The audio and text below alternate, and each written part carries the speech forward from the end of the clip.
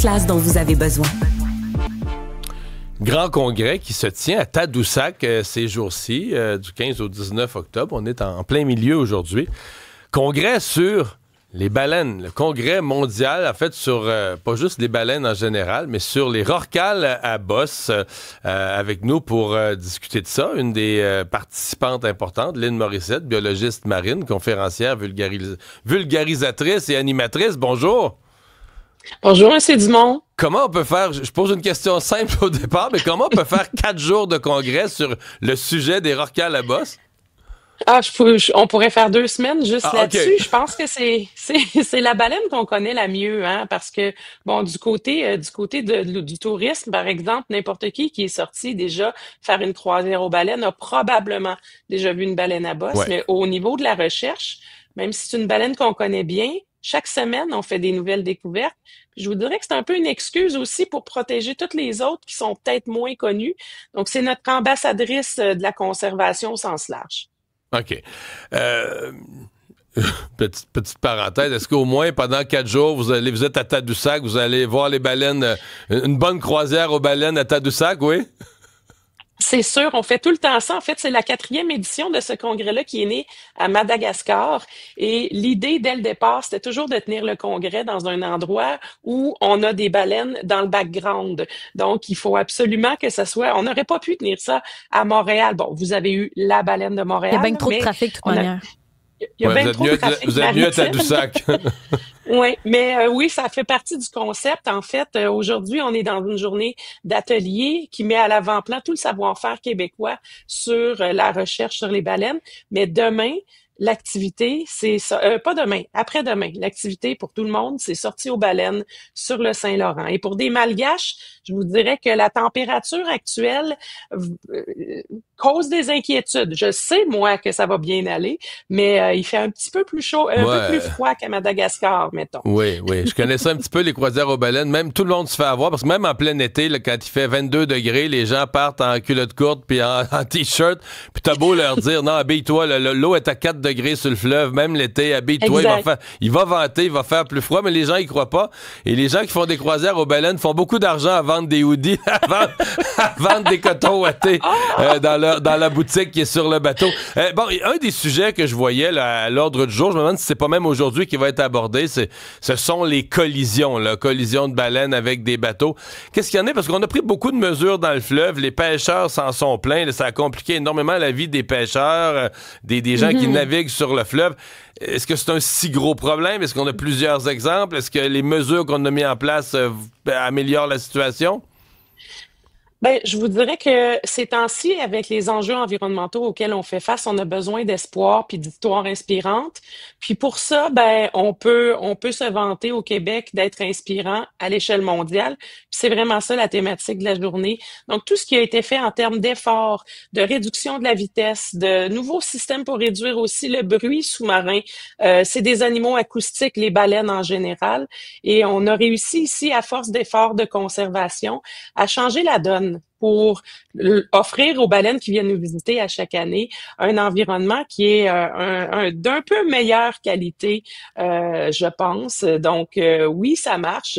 Des fois, ça dérange, mais c'est ça le sujet aussi du congrès. C'est pas juste comment sauver les baleines. En fait, c'est comment exister avec les baleines. La baleine à bosse, c'est plus une espèce en voie de disparition. Par contre, là, l'enjeu présentement, c'est pas de les sauver, c'est d'apprendre à vivre avec elles sur un territoire qu'on partage en mer. Donc, que ce soit la pêche, le transport maritime, le tourisme avec les bateaux de whale watching ou encore les aires marines protégées, mais c'est toutes des choses qui dérangent des fois, mais qui ont une mission qui est très noble. Donc, la grande leçon, c'est d'apprendre à vivre avec ces baleines-là, qui sont probablement les ambassadrices de toutes les autres qu'on connaît moins ou qui sont moins charismatiques. Si on faisait un congrès sur les concombres de mer, ben peut-être qu'on aurait moins d'intérêt du public. Par contre, au final, l'écosystème, c'est ça. C'est moins cute, ça attire moins l'attention, mais c'est ça la beauté des baleines à bosse. On appelle ça des espèces parapluies. La baleine, en tant que telle, c'est une excuse. Elle protège tout le reste de l'écosystème, puis elle a peut-être un petit peu plus de charisme pour le faire. Question nord-côtière. Est-ce que la traversée Baie-Sainte-Catherine-Tadoussac nuit aux baleines? Est-ce que ce serait mieux un pont, par exemple? Ça, c'est envisagé, hein? C'est des questions comme ça qu'on discute pour essayer de comprendre l'impact réel sur les cétacés. Qu'est-ce qui est mieux, de bâtir un pont ou encore le bruit continu de cette traverse-là? Puis c'est la même chose pour la traverse de est-ce que les baleines rentrent dans... qu'on veut changer de place. Est-ce que les baleines rentrent dans le fjord? Est-ce que les baleines vont dans l'entrée du Saguenay? Les belugas, oui, je vous dirais que les baleines à bosse vont avoir tendance à rester plus au large, à part quelques exceptions, comme celles qui décident d'aller jusqu'à Montréal. Mais normalement, en temps normal, les baleines à bosse, même pour aller les voir, faut quand même faire quelques milles nautiques au large de la côte pour arriver là où il y a vraiment le garde-manger, où elles vont s'alimenter. Puis elles viennent ici pour ça, hein. On est le garde-manger des baleines en Amérique du Nord. Parlez-nous un peu, parce que, bon, vous êtes une Québécoise, le Québec, l'estuaire du Saint-Laurent, la région entre Tadoussac et Rivière-du-Loup, il y a beaucoup de baleines. À l'échelle mondiale, est-ce que c'est important? Est-ce que c'est anecdotique? Sur l'ensemble des baleines de la Terre, est-ce qu'on est un lieu petit et anecdotique ou on est un joueur important? Parce que je suppose que vous avez des congressistes qui viennent de différentes zones où il y a des baleines, là. C'est quoi l'importance de l'estuaire du Saint-Laurent là-dedans? On a des congressistes qui viennent de tous les océans du monde, à peu près 25 pays, de l'océan Indien à Madagascar jusqu'au Brésil, en passant par les États-Unis, partout. Et on est vraiment un fleuron au Québec. Non seulement on a le plus grand estuaire du monde, c'est un garde-manger qui est important. Et pour les 3 autres éditions du Congrès, on allait dans les zones de reproduction, donc dans les zones chaudes, République dominicaine, Océan Indien, Madagascar, île de la Réunion. Et là, on est dans le garde-manger, dans les eaux plus froides, et c'est reconnu à l'échelle mondiale, non seulement pour le temps depuis lequel on travaille sur les baleines, mais aussi tous les efforts, les innovations en conservation qu'on fait ici. On a été pratiquement les premiers à faire une aire marine protégée, qui est le parc marin Saguenay-Saint-Laurent, organisé autour de la protection d'une baleine qui était le beluga.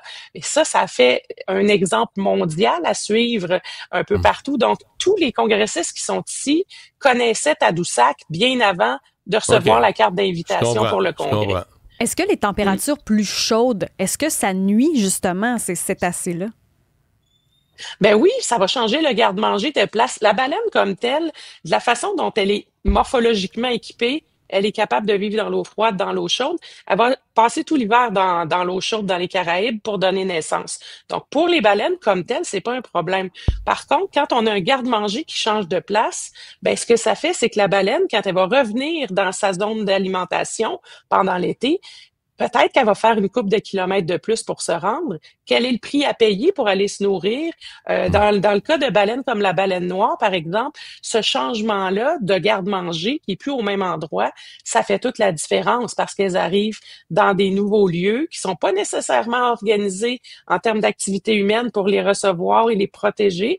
Et puis, le trajet supplémentaire, c'est un coût énergétique qu'elles vont souvent prendre au détriment de la reproduction.